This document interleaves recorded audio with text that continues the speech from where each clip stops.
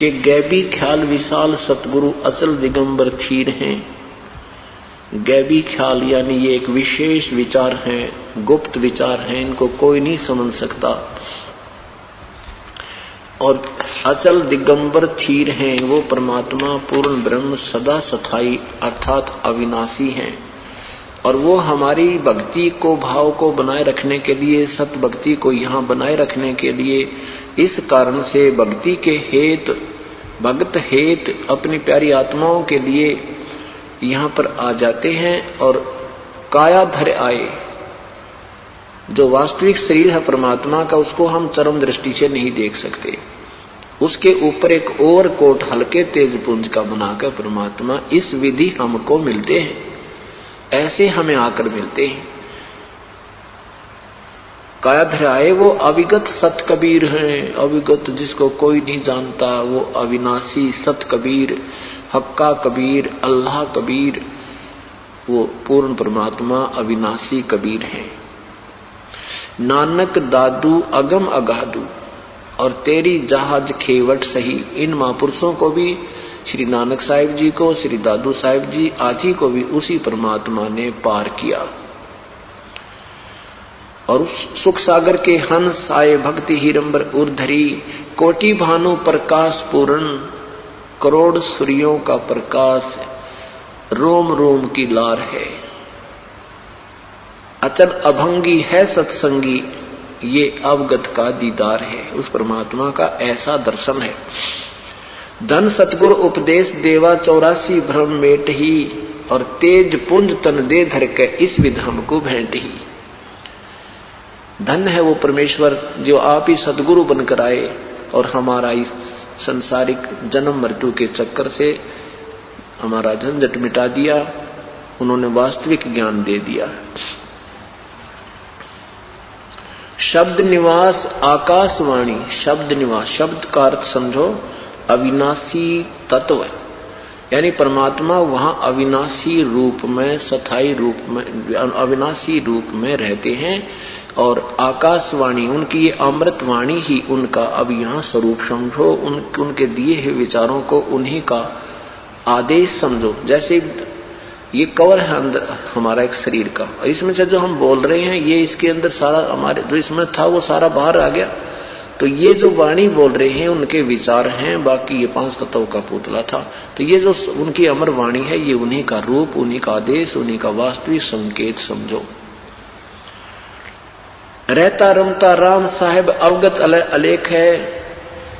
और बुल्ले पंथ विटम्बवादी, विटम्ब ये डोंगी, वादी माने ये वाद विवाद करने वाले, अपने अपने थ्योरी बनाकर, सिद्धांत बनाकर पुस्तकें बनाने वाले, ये सब भूले पड़े हैं सब पंथ।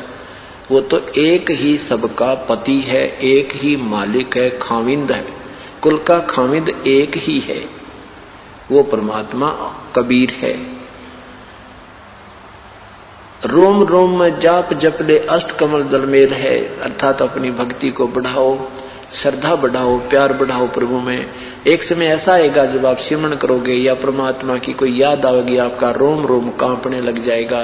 रोम रोम में एक सरसराहट होगी अंदर से, ऐसे ऐसी एक जो है ना हिलोर सी उठा करेंगी, एक थ्रिलिंग सी होगी सारे शरीर में। वो ऐसा जाप बहुत ज्यादा जाप के तुल्य होता है।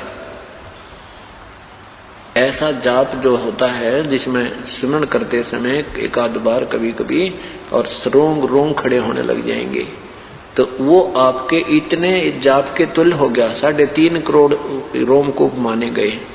तो एक ही ऐसा जो जाप होगा तो इतना जाप आपका काउंट हो जाता है।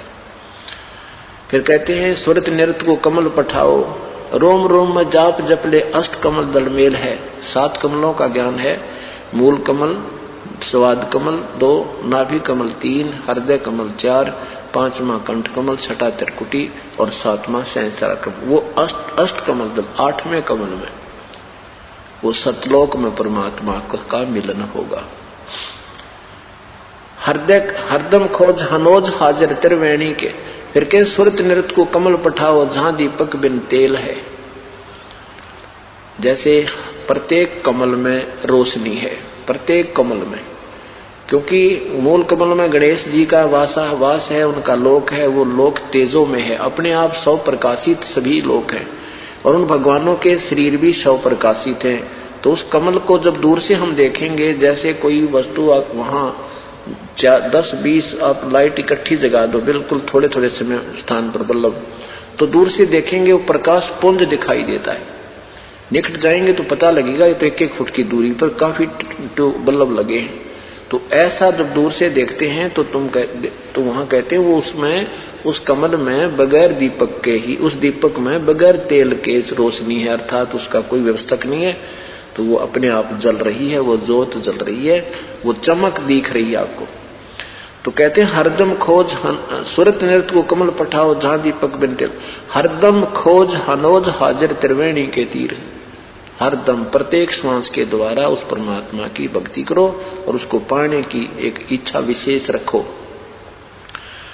तो वो त्रिवेणी के तीर है। इस एक ब्रह्मांड में ही त्रिवेणी बनी है, 3 रास्ते हैं। तो वहां उस त्रिवेणी के ऊपर आपको त्रिकुटी में आपको परमात्मा मिलेगा, और वहां से वो ही परमेश्वर आपको ब्रह्मरंध्र खोलकर आगे ले जा सकता है, और कोई मार्ग नहीं है। तो वो इस दास के रूप में आपको वहां मिलेंगे परमेश्वर, पूर्ण संत के रूप में। और जो काल की भक्ति करते हैं, काल उनके रूप में फिर वहां काल भी मिलता है, वो उनको उसी स्थान पर ले जाता है, उनका गाइड बनकर।